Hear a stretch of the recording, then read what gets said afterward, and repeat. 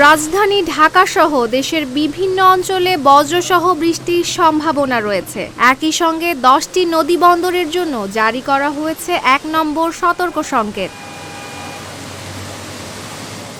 আবহাওয়া অধিদপ্তর বলছে, ঢাকা, ফরিদপুর, খুলনা, বরিশাল, পটুয়াখালী, নোয়াখালী, কুমিল্লা, চট্টগ্রাম, কক্সবাজার ও সিলেট অঞ্চলের ওপর দিয়ে ঘন্টায় ৪৫ থেকে ৬০ কিলোমিটার বেগে দমকা বা ঝোড়ো হাওয়া বয়ে যেতে পারে। একই সঙ্গে হতে পারে বৃষ্টি কিংবা বজ্রসহ বৃষ্টি। তাই এসব এলাকার নদীবন্দরকে সতর্ক থাকতে বলা হয়েছে। সকাল ৭টা থেকে পরবর্তী ৬ ঘন্টায় ঢাকার আকাশ মেঘলা থাকতে পারে, নামতে পারে বৃষ্টি, বজ্রপাতের আশঙ্কাও রয়েছে।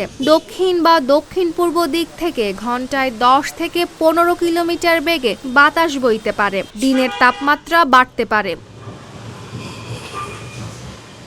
আজ সকাল ৬টায় ঢাকার তাপমাত্রা ছিল ২৬.২ ডিগ্রি সেলসিয়াস। বাতাসের আপেক্ষিক আর্দ্রতা ছিল ৯১%। গত ২৪ ঘন্টায় রাজধানীতে রেকর্ড হয়েছে ৩০ মিলিমিটার বৃষ্টিপাত। অন্যদিকে আজ সন্ধ্যা পর্যন্ত দেশের বিভিন্ন এলাকায় বৃষ্টি অব্যাহত থাকতে পারে। ঢাকা, খুলনা, বরিশাল ও চট্টগ্রাম বিভাগের কোথাও কোথাও ভারী থেকে অতি ভারী বর্ষণের সম্ভাবনাও রয়েছে। Desk report, Dhaka post.